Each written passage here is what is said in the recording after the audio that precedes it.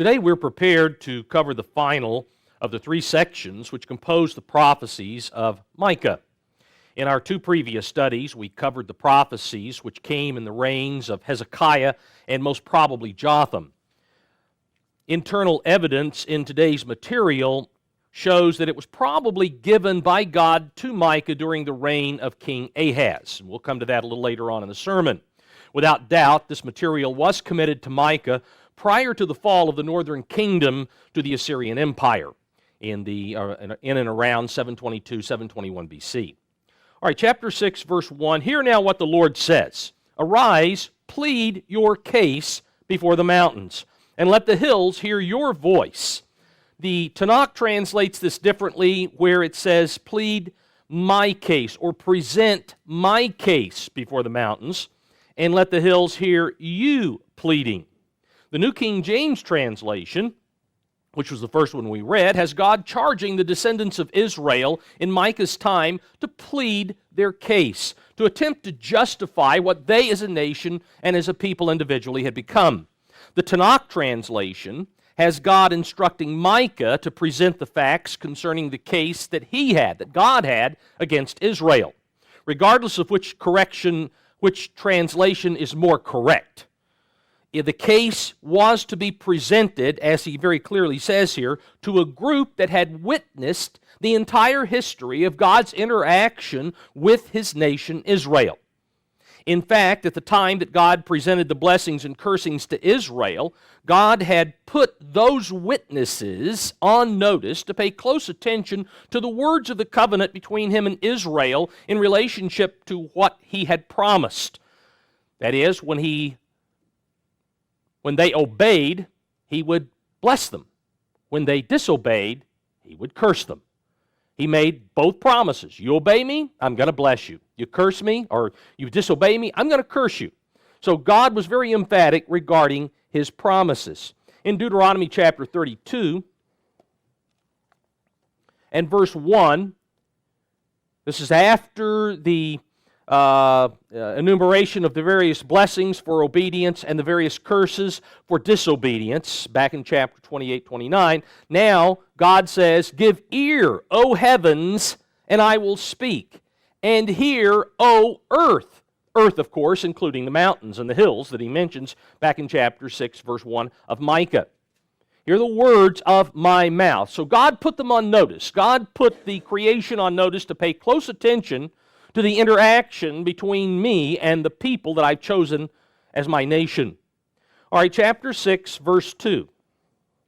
Hear, O you mountains, the Lord's complaint or indictment, and you strong foundations of the earth, for the Lord has a complaint against his people, and he will contend with Israel. Or the New International has, he is lodging a charge against Israel. And so here we are about 700 years after God spoke the words that would be used for judging Israel. Almost 700 years had elapsed since the time that covenant had been made, which again, God commanded the heavens and the earth to heed, to listen to pay attention to. God now calls, after approximately 700 years, on those inanimate objects and witnesses to listen to the charges that he must bring against his people. Verse 3, O my people, what have I done to you? And how have I wearied? Or the New International has, how have I burdened you? Testify against me. The New International simply has, answer me. So God asks Israel to give him a reason that could justify their failure for being unfaithful to him. Give me a reason, he says. Did they believe that he had failed to fulfill any of the promises that he had made to them at the time that he formed and fashioned the covenant? Did they think that he had required more of them, possibly, than what the original agreement had established? Is he expecting more? Are they saying, you know what, you're expecting more from us than what you said. You're asking more than what's in the terms of the contract. What exactly is their reason? And God is asking them. Then in verse 4, the New International better translates, I brought you up out of Egypt and redeemed you from the land of slavery. I sent Moses to lead you, also Aaron and Miriam. And so God now recounts critical events in the history of his relationship with Israel. Their existence as a nation hinged on the deliverance that God had provided them from Egyptian bondage. God interceded for them. God brought plagues on Egypt in order to force Pharaoh to let them go. And so God is establishing what he had done. He provided them with the leadership they needed for developing a relationship with him. Moses was their lawgiver. Remember, Deuteronomy 18 talks about Moses being a lawgiver, and there will be another lawgiver coming, of course, prophecy about Jesus Christ. But Moses was their lawgiver who taught them how to be a holy people, how to be like God. Aaron, which is mentioned here as well, was their high priest. He oversaw the sacrificial system that was used to keep them mindful of their obligation to be a holy people before God. Miriam, again, the sister to both, was a prophetess, we're told back in Exodus chapter 15. And you'll remember there she led the women in praising God. But she was a prophetess. She was a type of the prophets that were to come, who would bring information to the people and show the need to be praising God. The mention of her name in this context here immediately brings to mind the deliverance that God provided Israel at the Red Sea, because that's when Miriam led the women in praising God. And so then we reflect back to the Red Sea. Not only did God bring the plagues to force the Egyptians to let Israel go, then God opened up the Red Sea to allow Israel to leave and then swallowed up the army of Egypt. All of these things God did in order to honor the promise that he had made to them while they were still in Egyptian bondage. Tanakh goes on in verse 5, "My people, remember what Balak, king of Moab, plotted against you, and how Balaam, son of Beor, responded to him. Recall your passage from Shittim to Gilgal, and you will recognize the gracious acts of the Lord." The New American Standard has the righteous acts of the Lord. Now remember, Balak, king of Moab, attempted to hire Balaam to curse Israel so that his army, the army of Moab, could drive the Israelites out of the country. And then, of course, we know God intervened. And due to God's interference, Balaam pronounced blessings on Israel rather than a curse. All of that back in Numbers chapter 22, 23. Maybe chapter 24 as well. Now, he talks here about Shittim. That was the final encampment site before Israel crossed the Jordan River. You go through and recount where they camped, the duration of the encampments, and so on. Gilgal, then, which is also mentioned here, from Shittim to Gilgal, was the first encampment site of Israel in the Promised Land. So we're talking about the last encampment outside the Promised Land, the first encampment inside. Between those two encampments, God held back the waters of the Jordan River in order to allow the Israelites to walk across the riverbed of the Jordan. They didn't have to wade through water. They simply walked across what once was a river. And once they were across, God allowed the waters to flow once again. And so God provided a great miracle in bringing them into the Promised Land. They could walk right in.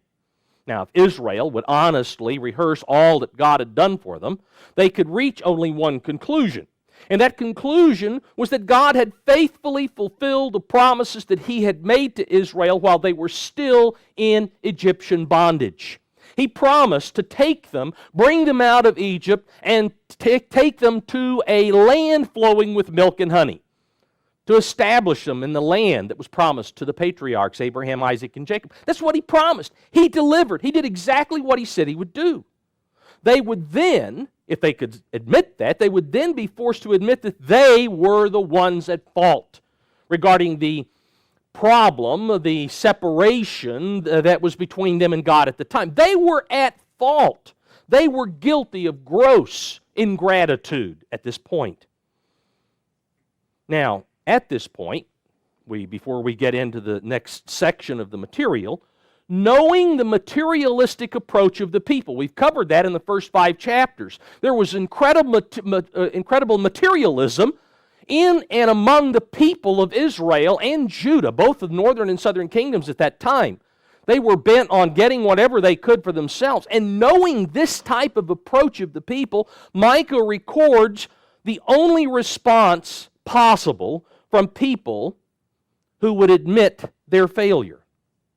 That is, from that type of background, of being a materialistically minded people. What kind of a response would you expect from those? Everything is about the physical. Well, verse 6, with what? Now here Israel is questioning God. Okay, we admit we have failed. So with what shall I come before the Lord and bow myself before the high God? The first question they asked was founded on the belief that physical gifts could somehow appease God. Something physical I can do. Surely God will back off and He'll say, oh yeah, everything's okay. Shall I come before Him with burnt offerings, with calves a year old? Their second inquiry was based on their understanding that God desired bloodshed and death of animals. They thought, well, this really pleases God. He loves it because He requires a morning and an evening sacrifice. So He obviously loves the sight of blood. He just, He thrills in the death of animals. And so surely, maybe this is what He wants. He just wants us to give a few more offerings, a few more sacrifices, and everything will be okay. Verse 7, the Tanakh better translates, would the Lord be pleased with thousands of rams, with myriads of streams of oil?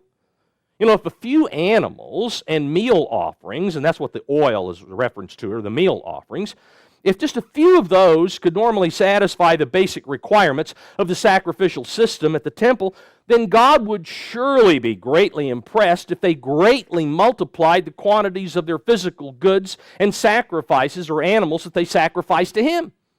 If a little is okay, then a lot would go a long way in getting God off our back. It's basically the impression that these people with their questions are asking. And then, shall I give my firstborn for my transgression, the fruit of my body for my sins? So if their material goods were still insufficient, if they were to give thousands and thousands of animal sacrifices, and that weren't enough, hey, what if? Surely God would be overwhelmed by their generosity and their willingness to sacrifice the lives of their children, just like the pagans did to their idols. Now we're showing God that, okay, I'm willing to part with something that's really important to me. And so these are the questions of a materially minded people.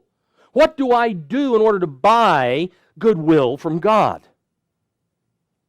Verse 8, He has shown you, O man, what is good. Now, it doesn't say, oh my people, it says, oh man. So this is what God expects of all humanity, but especially the people that He chose as His selected nation above all nations.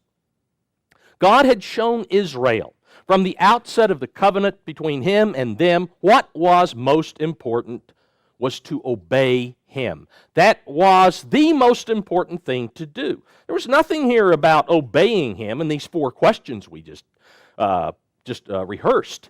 No, but let's go back to Deuteronomy 10 and notice what God said from the outset. Moses again here in Deuteronomy 10 reminding the people what you agreed to, what your fathers agreed to at the outset from at Mount Sinai.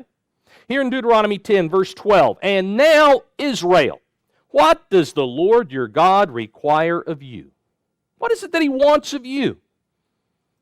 But to fear the Lord your God, to walk in all His ways and to love Him, to serve the Lord your God with all your heart and with all your soul, and to keep the commandments of the Lord and His statutes, which I command you today for your good. You want to know what is good? You want to know what's good for you? To obey God. That's what He wants. He wants obedience. When Jesus was asked about what is the good that God expects from man, Jesus pointed to the need to obey the 10 commandments. Remember that? Matthew chapter 19. Let's rehearse that. Matthew 19, verse 16.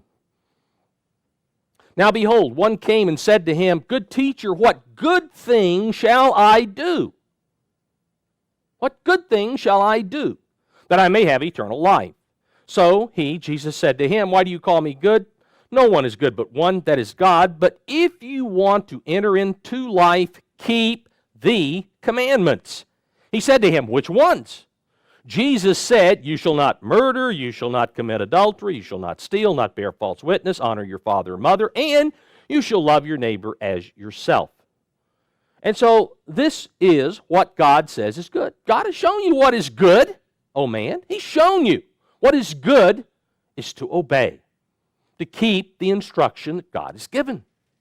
Going on in verse 8, and what does the Lord require of you? Okay, Israel, God has shown you what is good.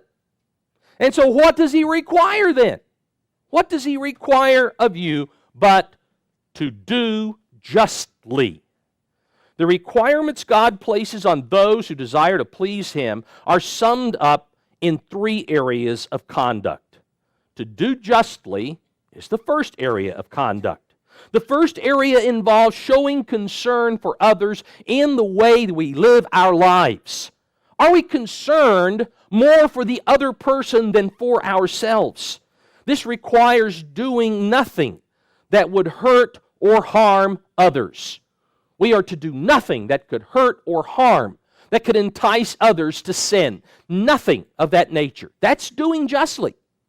In Romans chapter 13, remember what the Apostle Paul wrote to this end. Romans 13, verse 10, owe no one anything except to love one another. For he who loves another has fulfilled the law. For the commandments, you shall not commit adultery, you shall not murder, you shall not steal, you shall not bear false witness, not covet, and if there is any other commandment, are all summed up in this saying, namely, you shall love your neighbor as yourself.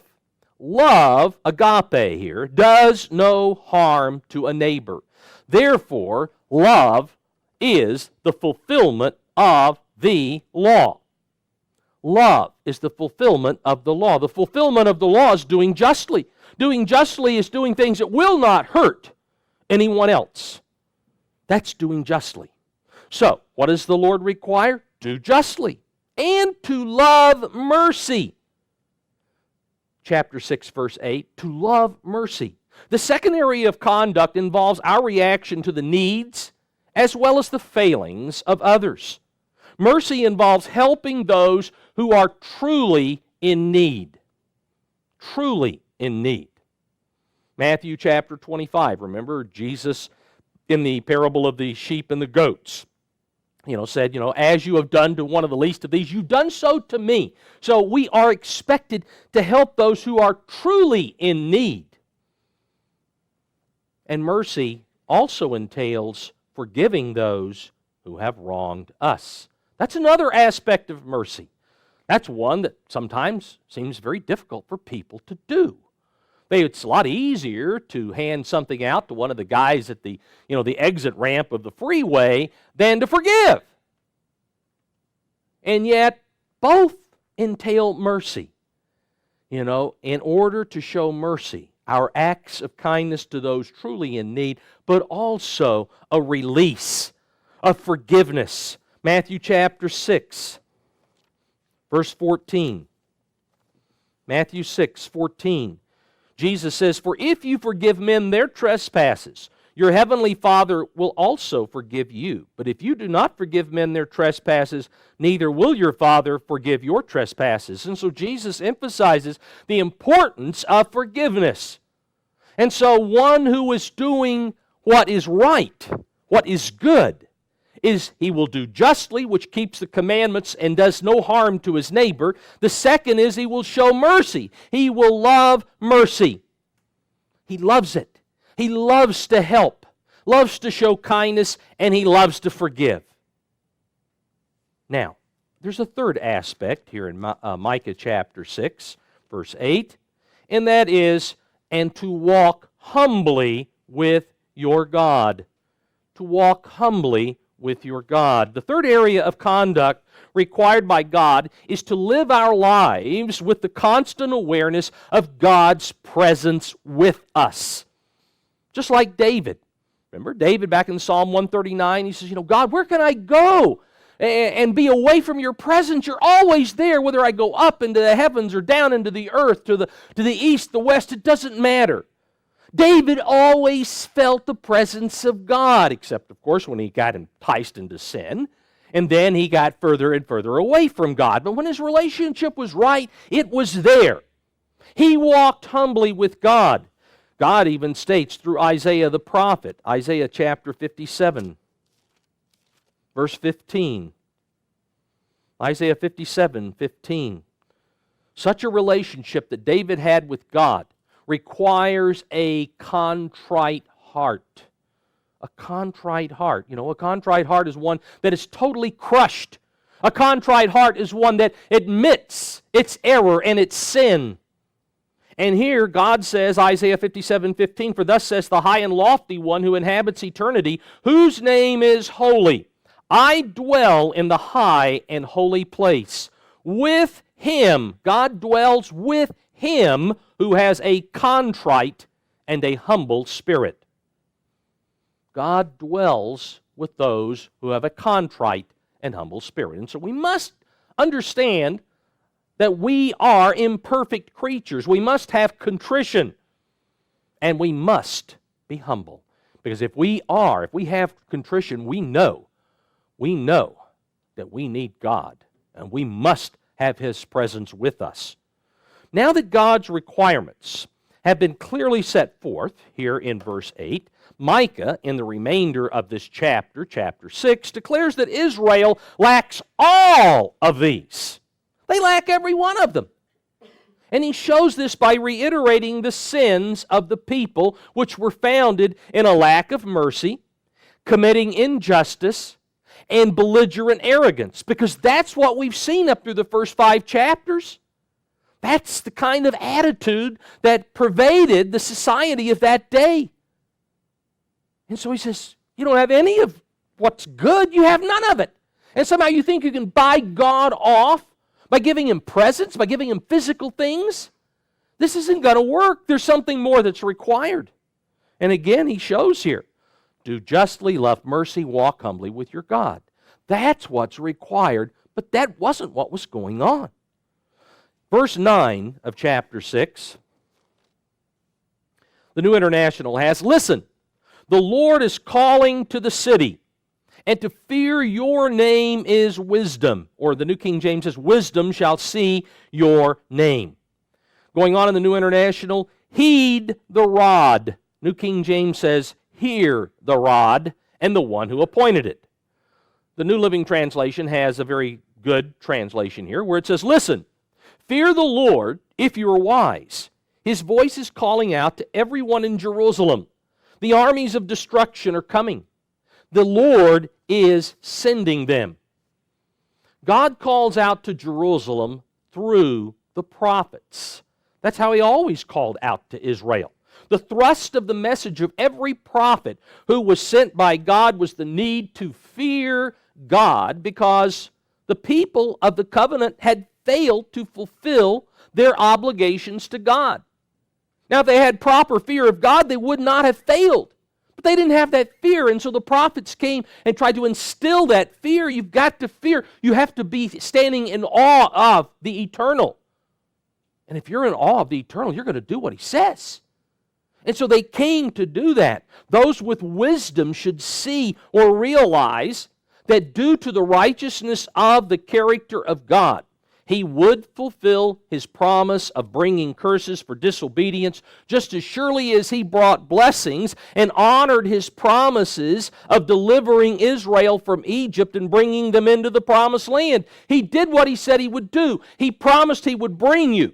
He released you from Egyptian bondage. He brought you into the land of promise. And let me tell you, just as He was faithful there, He will be faithful to the curses. He'll kick you out of that land. The culmination of the curses would be the forced exile of Israel. That's what Deuteronomy chapter 28, beginning in verse 63, shows. You know, all through, God says, if you don't do what God says, then He goes through all of this long regimen of things, the curses that would happen, and right at the end, you're going to be kicked out of my land. That's the end of it. Finally, you know, if none of this will help you turn around, then I'm going to kick you out of the land. Micah tells them here in this verse to listen, because the rod of God's anger, which back in Isaiah chapter 10, verse 5, God says was the Assyrian. And historically, it was the Assyrian. It was Assyria that would remove Israel from the land. Because the rod of God's anger, Micah says, it's coming closer. It's getting closer. The Assyrian army was soon to come and exact God's righteous decree of their exile from His land, from the promised land. That is, the northern kingdom only had a few years left at the time this prophecy was given. Just a few years left, and the northern kingdom would be gone. Verse 10, are there yet the treasures of wickedness in the house of the wicked? The complete Jewish Bible has here, are there still ill-gotten gains in the house of the wicked, and the short measure that is an abomination? Despite all of the many warnings brought to the houses of Israel and Judah by God's prophets, there was no contrition. There was no recoiling from sin. No matter what the prophet said, they simply did not heed. The people continued to do unjustly. They continued to ignore mercy. They continued to walk haughtily before God that, you know what, God, we'll do whatever we want to do. If we want to bow down to idols, we'll do it. You know, that was the kind of attitude that they had. Didn't matter how many prophets God sent. Just didn't make any impact. Prior to ever entering the land of promise, Israel was warned of their obligation to be honest if they desired to remain in that land. Notice in Deuteronomy chapter 25, because verse 10 is about honesty. You know, we need to be honest with one another. Deuteronomy 25, verse 13. You shall not have in your bag differing weights, a heavy and a light. You shall not have in your house differing measures, a large and a small. You shall have a perfect and just weight, a perfect and just measure, that your days, note this, that your days may be lengthened in the land which the Lord your God is giving you. You want to stay in possession of that land? You best be honest. For all who do such things and all who behave unrighteously are an abomination to the Lord your God. And what does God do with an abomination? He destroys it. He removes it from His presence. And so God was very explicit here when He said that they needed to be honest. Dishonesty was a reason for their extraction from and exile from the land of promise.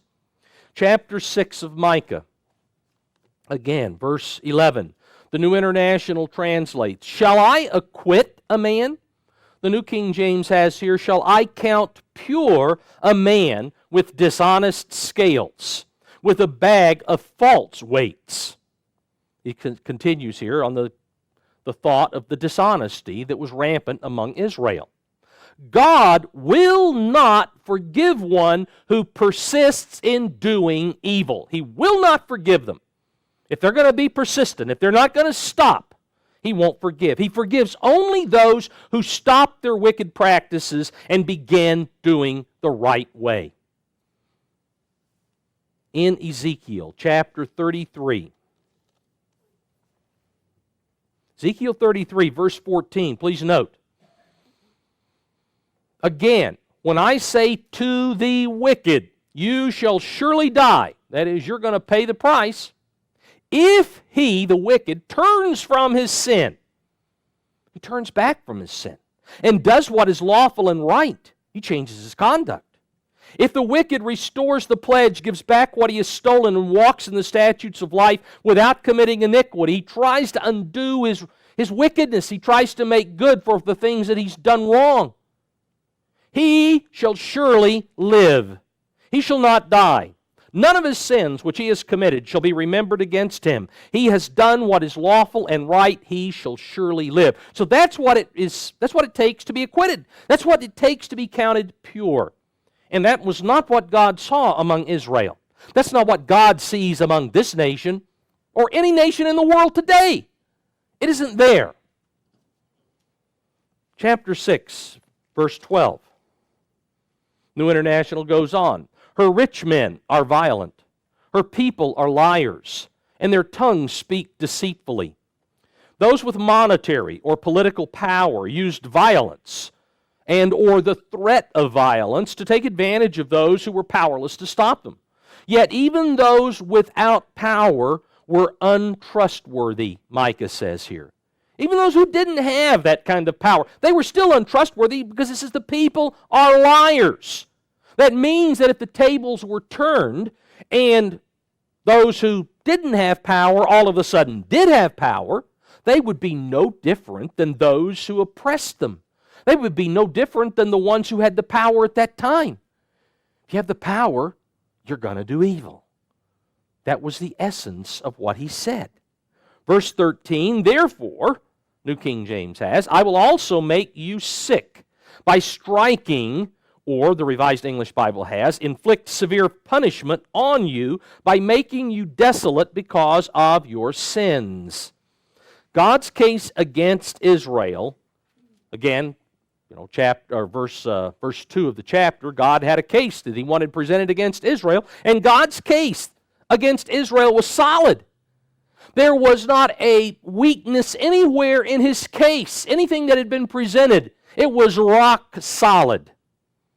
Due to the lack of honesty among the people, due to the sickening condition of rampant deceitfulness found throughout every class of society, God would not allow.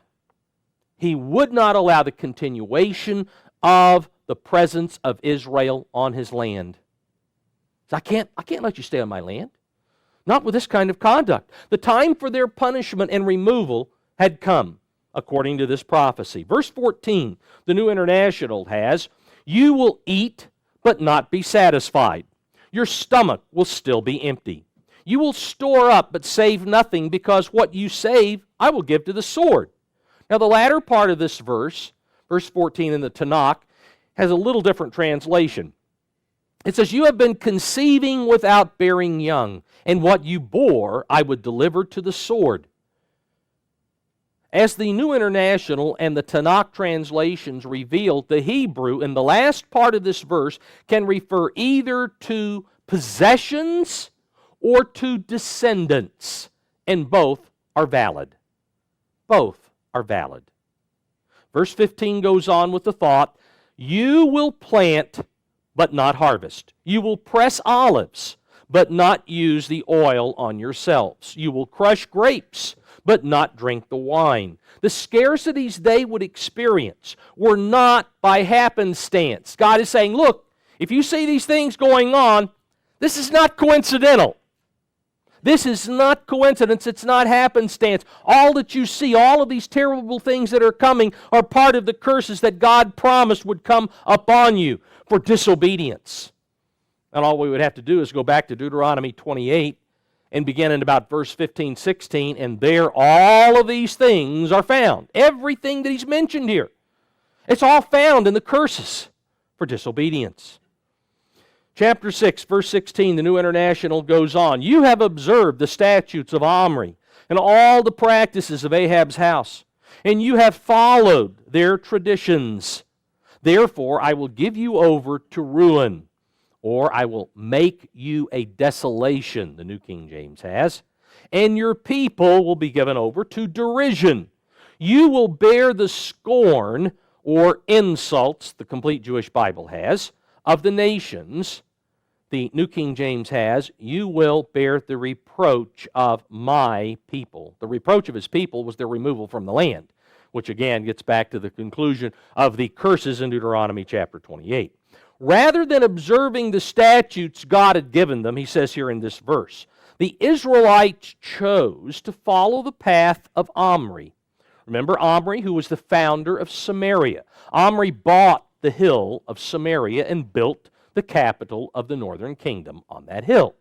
But Omri was also the father of none other than Ahab, who is mentioned here. It was Ahab who married Jezebel, the prophetess, or the priestess, rather, of Baal, one of the Baals of that area. And it was because of Ahab that the worship of Baal was entrenched throughout the northern kingdom.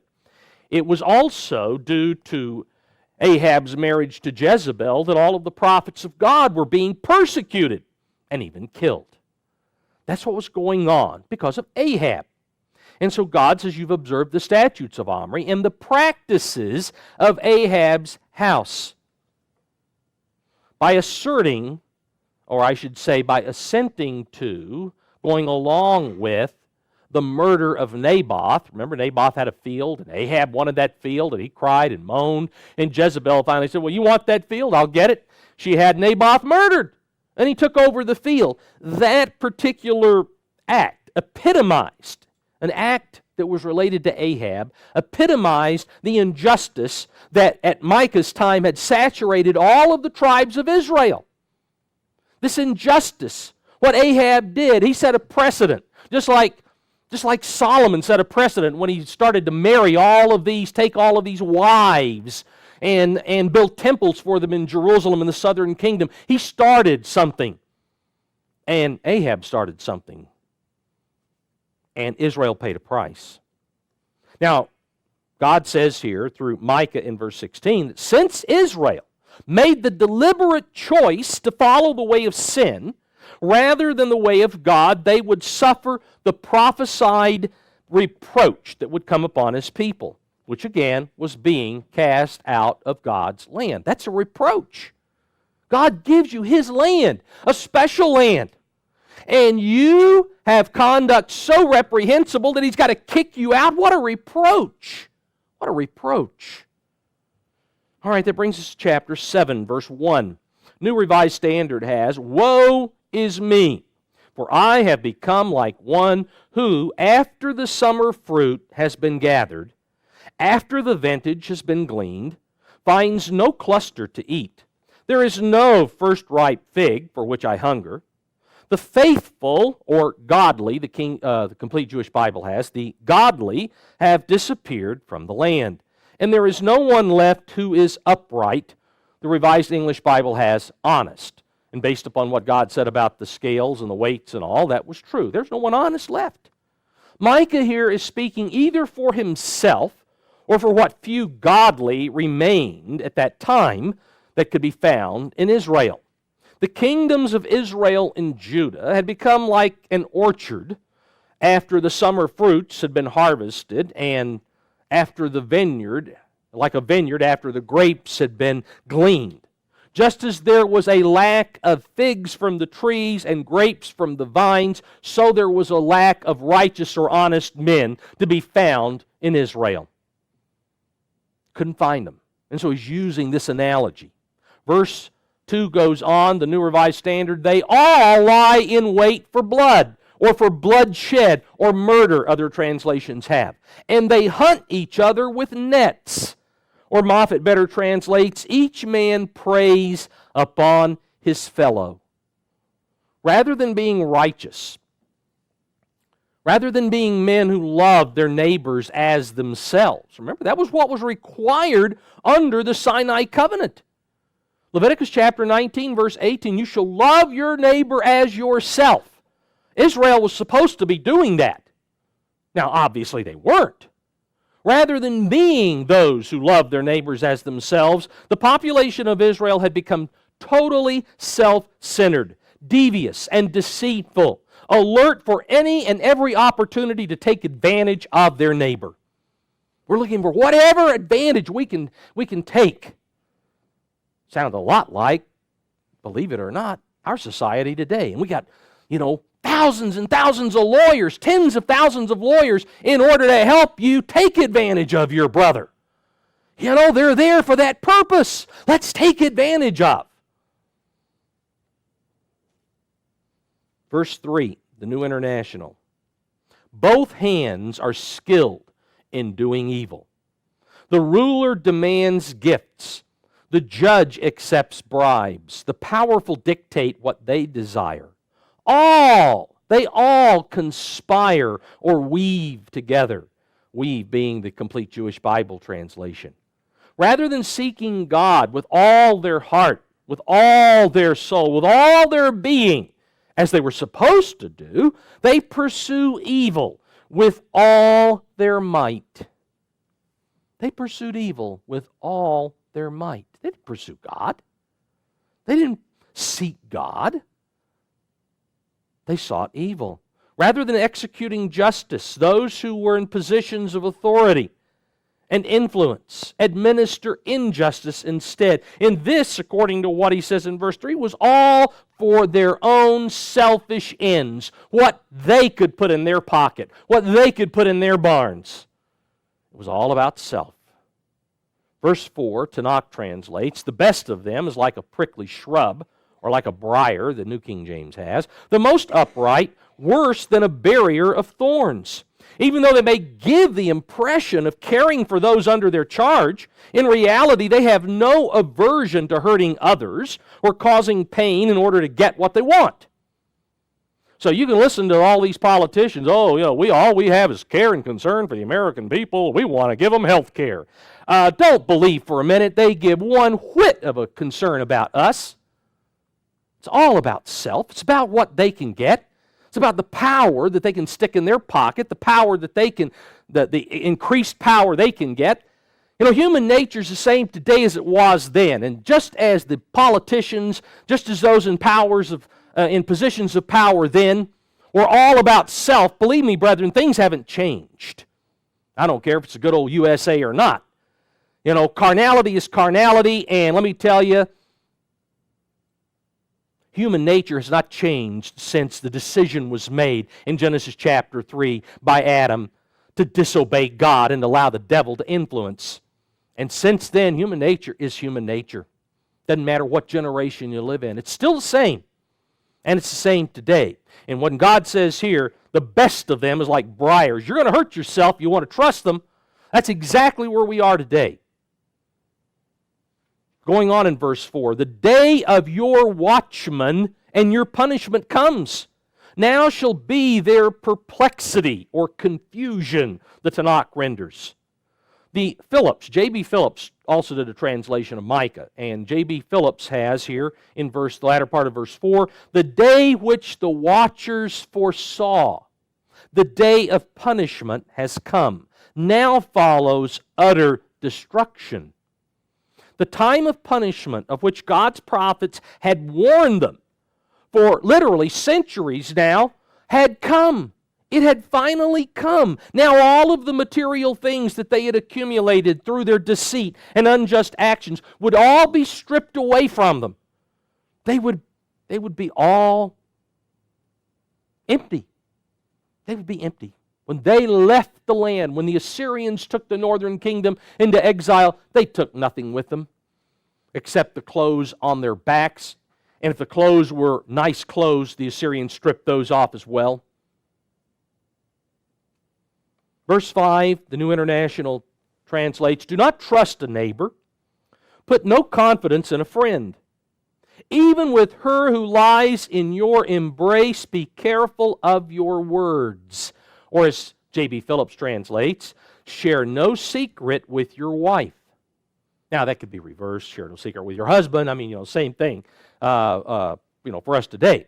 Everyone, what this is saying is that everyone had been affected by the society around them in varying degrees. You didn't know just how affected people were. Because people are good. They can put on facades. They can put on an outward appearance, and you don't know them. You don't know what they really are like on the inside.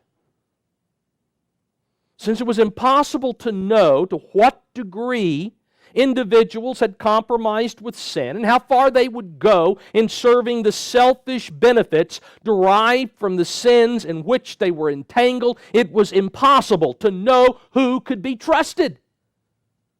It's just like sin is like a drug. When people are hooked on a sin, whatever they have to do to get the gratification, they're going to do it.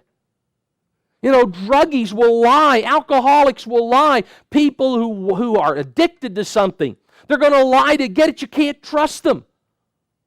You never know. It's like these guys down here at the freeway. You exit from the freeway, and here they are, one on the other side, homeless. Anything will help. Are they really homeless? Or are these the same guys you see downtown with a bottle every night? And in the daytime, they flock to the freeway exits. I don't know. You don't know. But they'll lie to you. They would say, oh, no, I'm this, that, or the other. Or I had a job with Microsoft and I got laid off. Or, something of that nature. You don't know. But again, do not trust. And the reason for this is because you don't know. So many people, everybody, I shouldn't say everybody, but the vast majority of the people were so taken in by various sins, you just didn't know who you could trust. Verse 6, for son dishonors father. Daughter rises against her mother. Daughter-in-law against her mother-in-law. A man's enemies are the men of his own house. The pursuit of sinful gratification causes unnatural feelings to replace the normal affections between family members. This is all it's saying. The dire condition of God's people and their certain punishment of severance from God had been clearly established with what we have covered in chapter 6 and up to here in chapter 7, verse 6. Now, in the following verses, beginning in verse 7, Micah looks into the future, to the time when Israel's severance from God comes to an end. He once again follows a prediction of doom and gloom with a prophecy of great hope of the way things actually will eventually be. Verse 7, therefore I will look to, or watch expectantly for, or watch in hope for the Lord, depending on what translation. I will wait for the God of my salvation. My God will hear me. Micah is here speaking on behalf of Israel. That is, all of Israel, all the tribes of Israel. He understood that there was nothing, absolutely nothing at that time that could prevent the exile of God's people from the land of promise. So it was necessary to be patient, to patiently wait for God to extend His mercy to His people once again, because it's going to come. God is going to be merciful in the future. We know this. That's what He said. He promised it. And so Micah, speaking on the behalf of Israel, even though Israel doesn't really understand it, not right now, but they will, he speaks on behalf of Israel. God is going to, at last, undo the mess we've got ourselves into. Verse 8, do not rejoice over me, my enemy. Again, Israel is speaking here. Do not rejoice over me, my enemy, when I fall. The New American Standard has, though I fall. Even though I fall, don't rejoice over me. I will arise. When I sit in darkness, or though I dwell in darkness, the New American Standard has, the Lord will be a light to me. Any and all enemies of Israel are forewarned that even though God removed them from His land, even though He extracted them and sent them outside His land, He is not finished with Israel. He has not washed His hands of Israel. This is a temporary situation. This is a temporary status of Israel. Even during the darkness of exile, when I sit in darkness, or though I dwell in darkness, God's Word holds the promise of the light of deliverance at a future time. That's what He's talking about here. Though I dwell in darkness, the Lord will be a light to me. We open up the pages of God's Word. We can open them up today, and we can see there is light, because there are promises here that God has made to Israel. They don't even know anything about it. They don't even know they're Israel for the most part. But God has made promises. And there's a light here. There's a light that we can see. And it's way down there in the darkness. For us, it's a whole lot closer than it was for Micah. The light's getting brighter and brighter. But there's light there. There's promise. The severance. Or let's see, let's go into verse 9 before I will bear the indignation of the Lord because I have sinned against Him. Again, this is Israel speaking. will bear the indignation. I deserve it. Israel eventually will be able to say this. I have deserved what has come, because I have sinned against him. Until he pleads my case and executes justice for me, or judges in my favor, the Complete Jewish Bible has, he will bring me forth to the light, and I will see his righteousness. It's not until he pleads my case that this seeing the light happens, though. The severance of the vast majority of God's people, that is, the vast majority of Israel, their severance from God and his land must extend to the end of the present age. Paul writes about this in Romans chapter 11. Romans 11, verse 25. Here Paul, earlier he had said, has God cast off Israel forever? And he makes the point in chapter 11, no, he hasn't. He's going to graft that branch of Israel. He's going to graft it back into the olive tree. For I do not desire, brethren, that you should be ignorant of this mystery, lest you should be wise in your own opinion, that hardening, better translated in the King James Version as blindness. Blindness in part has happened to Israel until the fullness of the Gentiles has come in.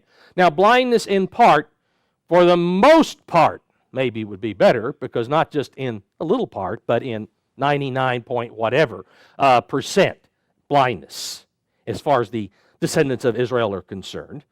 In part has happened to Israel, how long? Until the fullness of the Gentiles has come in, until God has, within the church, the number of non-Israelite descendants within the church has come in, and so all Israel will be saved. As it is written, the deliverer will come out of Zion, and he will turn away ungodliness from Jacob.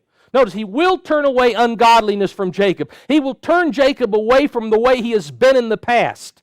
He will not be the same. God will plead his case, as he says here in chapter 7, verse 9 of Micah. God will bring Israel to the light of the truth and to the light of the world. He will bring them to the light. He talks about he will bring me forth to the light.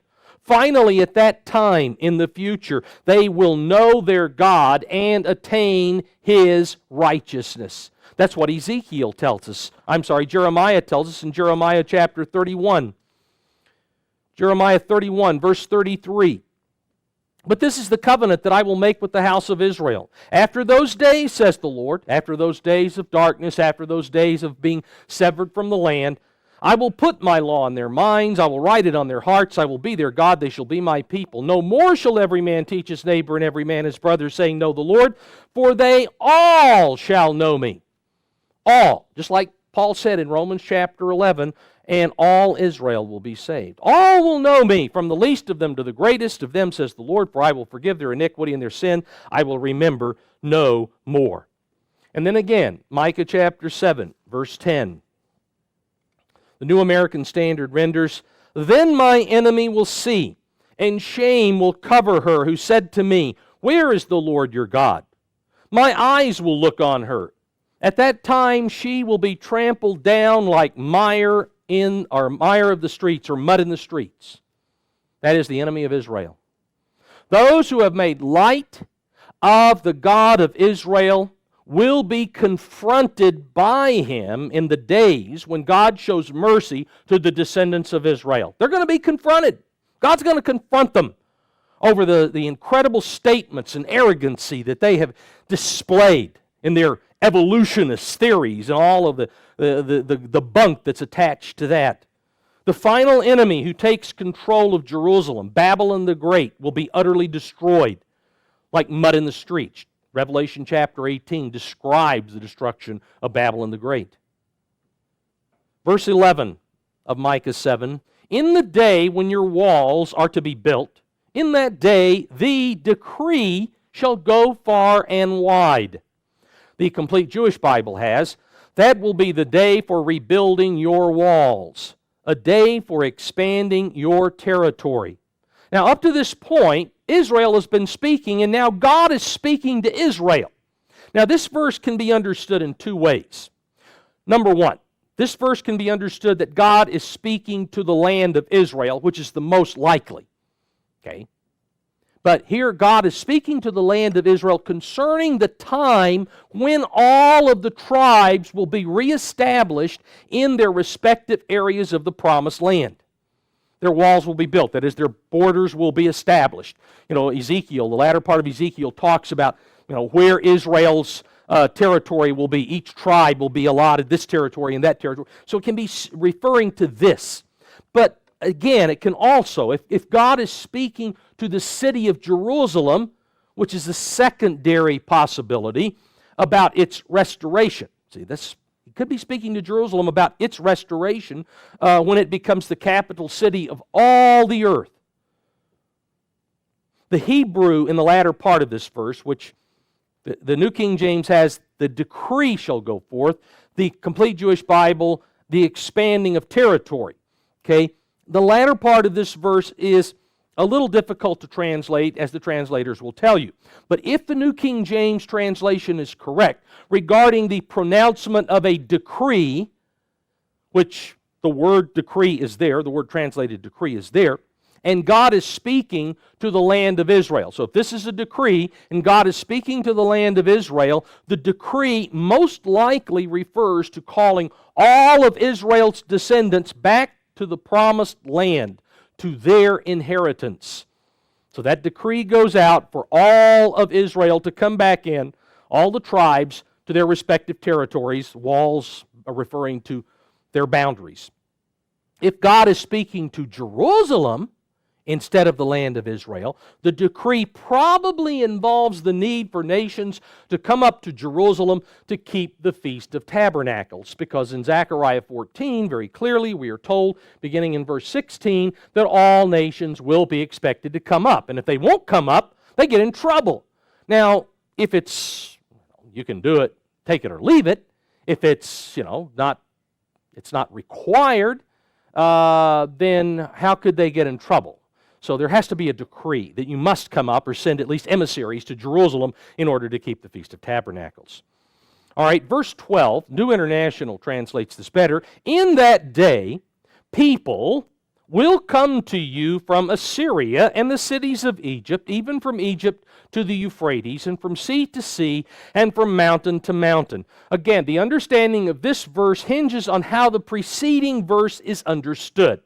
If the land of Israel was addressed in the preceding verse, this verse refers to the migrations of the descendants of Israel to the promised land, very much like the prophecy in Isaiah chapter 11, verse 11, where it talks about a highway out of Assyria and a highway out of Egypt, and how all of the Israelites come back to the land.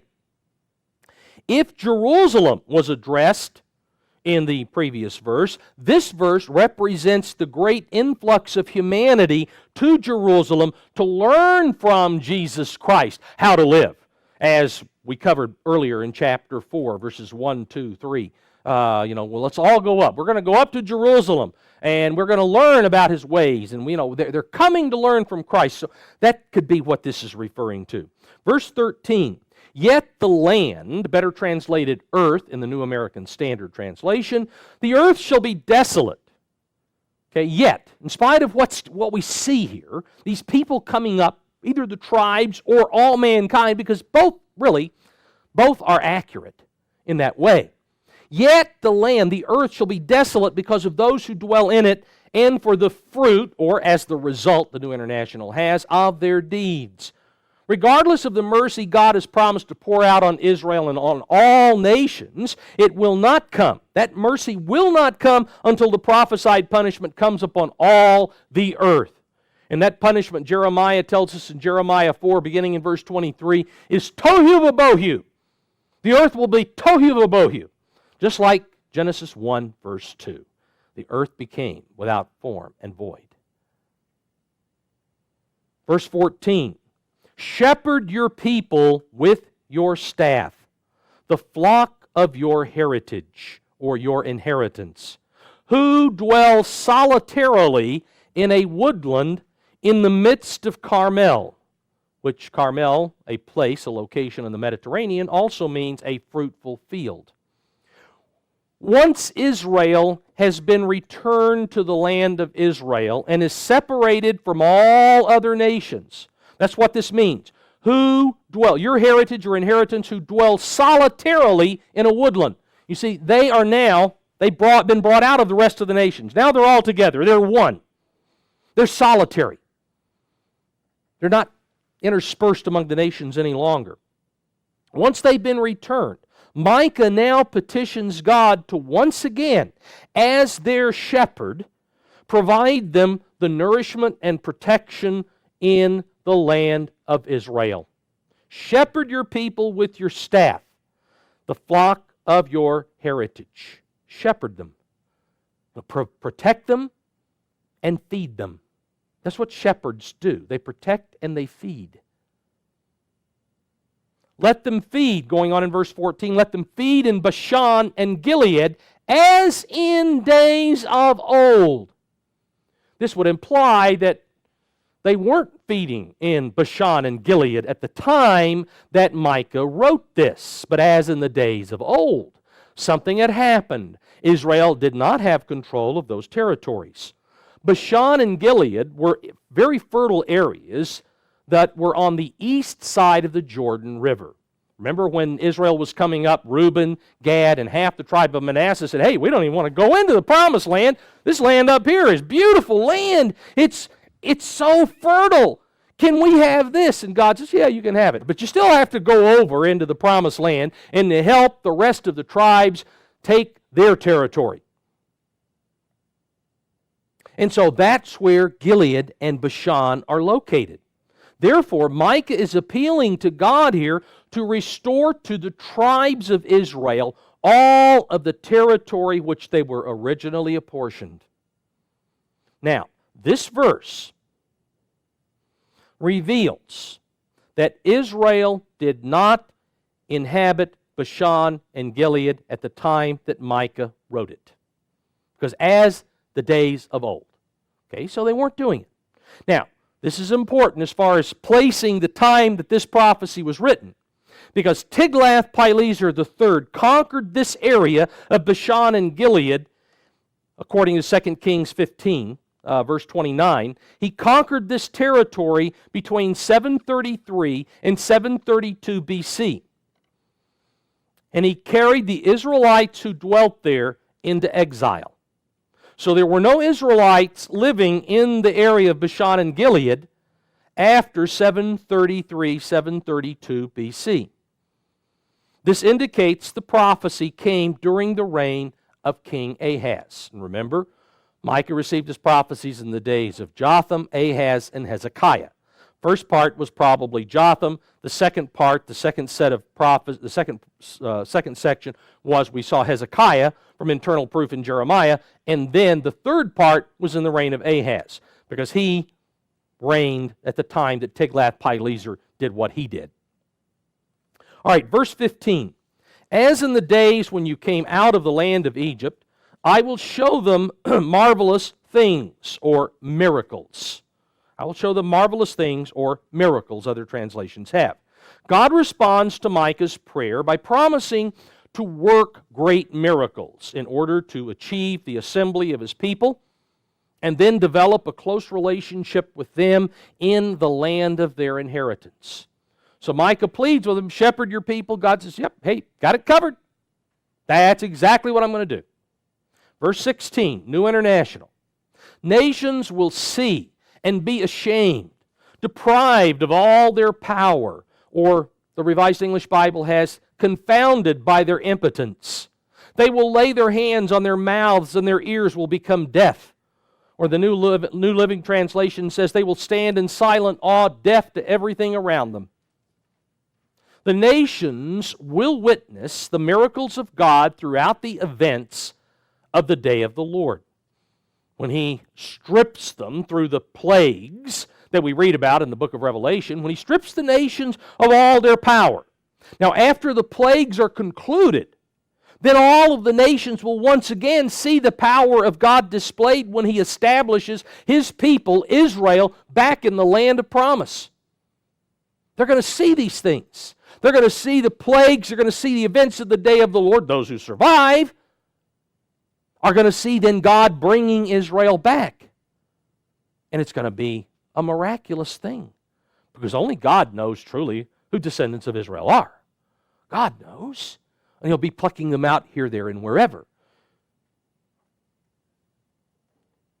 Observing the great miracles of God, the nations will be ashamed for questioning the existence of the God of Israel and their attempt to stamp out the name of Israel. Remember Psalm 83, verse 4?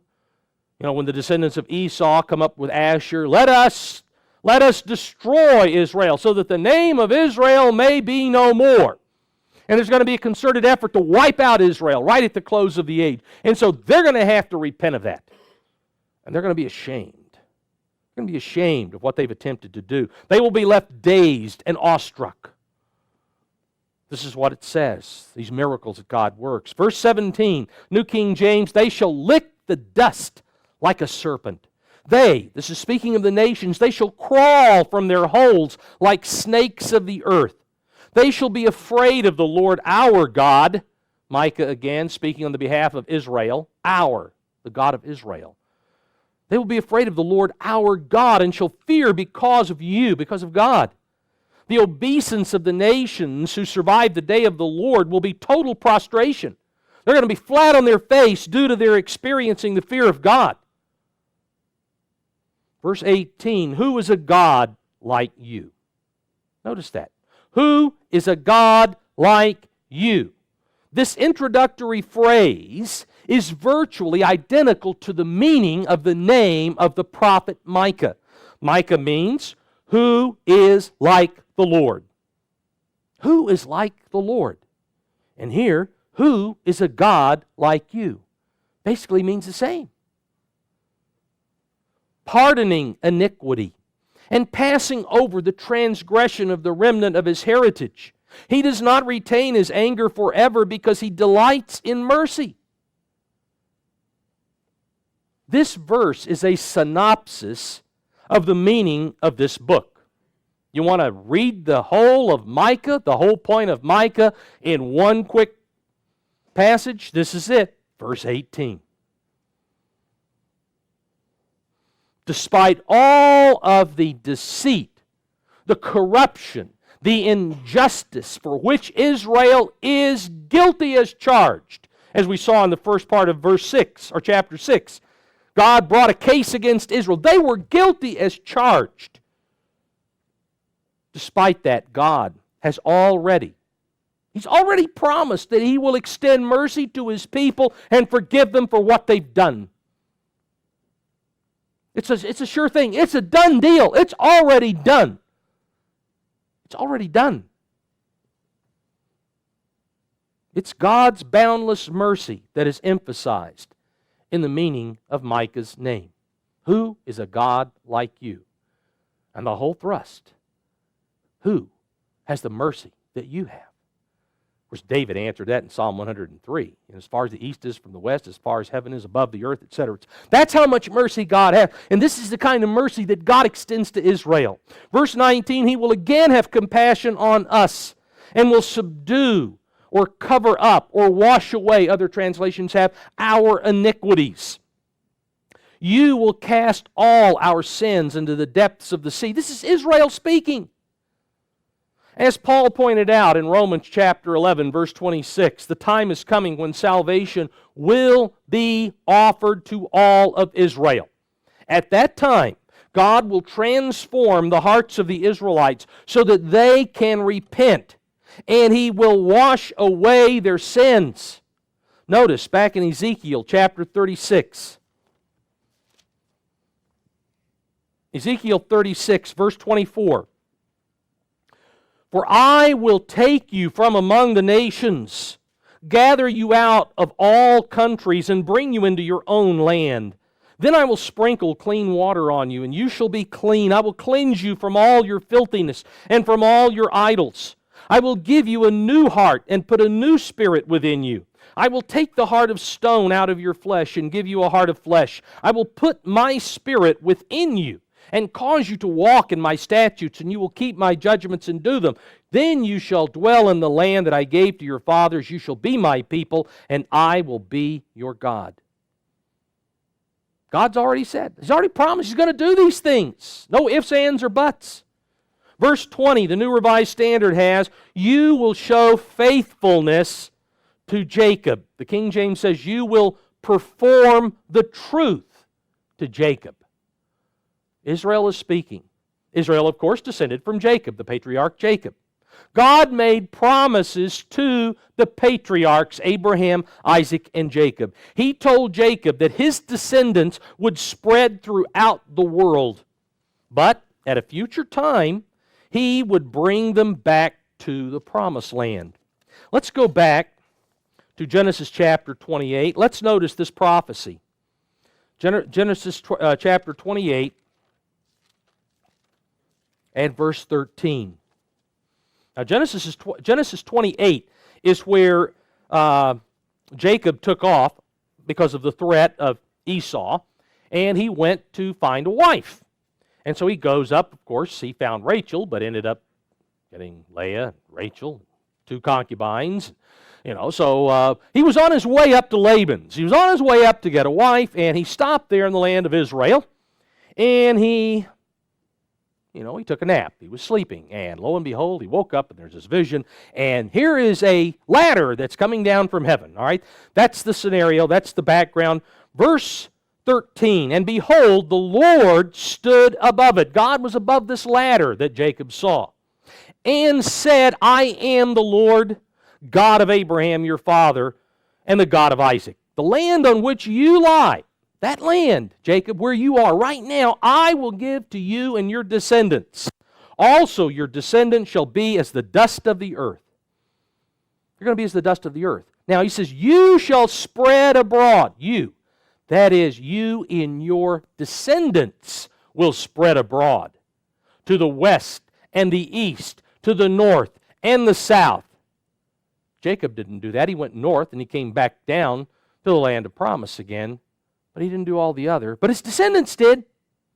And in you and in your seed all the families of the earth shall be blessed. Behold, I am with you and will keep you wherever you go, and I will bring you, not only Jacob then, but all of his descendants later, I will bring you back to this land. For I will not leave you, note the promise, I will not leave you, Jacob and all of his descendants, until I have done what I have spoken to you. And God has not done that yet. The promise still holds. The land God promised to Jacob was the same land that he had earlier promised Abraham. All of the land between the Nile and the Euphrates River, Genesis chapter 15, verse 18. The same land that Israel will be given after Christ is King of kings and Lord of lords. Verse 20 goes on. He said in the first part, you will show faithfulness or perform the truth to Jacob. In the latter part, he says, and unswerving loyalty, the King James has, and you will show the mercy to Abraham as you have sworn to our ancestors from the days of old. The mercy connected with Abraham was the promise that all peoples would be blessed in him. Genesis 12:3, and when God first called him out of Ur of the Chaldees. And they would be blessed through Abraham's descendant, his singular seed. He mentions in Genesis chapter 22, verse 18. That, of course, is the Messiah who paid the price for sin. He paid the penalty for all sin, making forgiveness possible and reconciliation with God a reality for all of Israel and the rest of humanity. And so, again, this book, this prophecy ends on an extremely high note. God has made a promise to Israel, and God will see it through. Thus ends the words of Micah.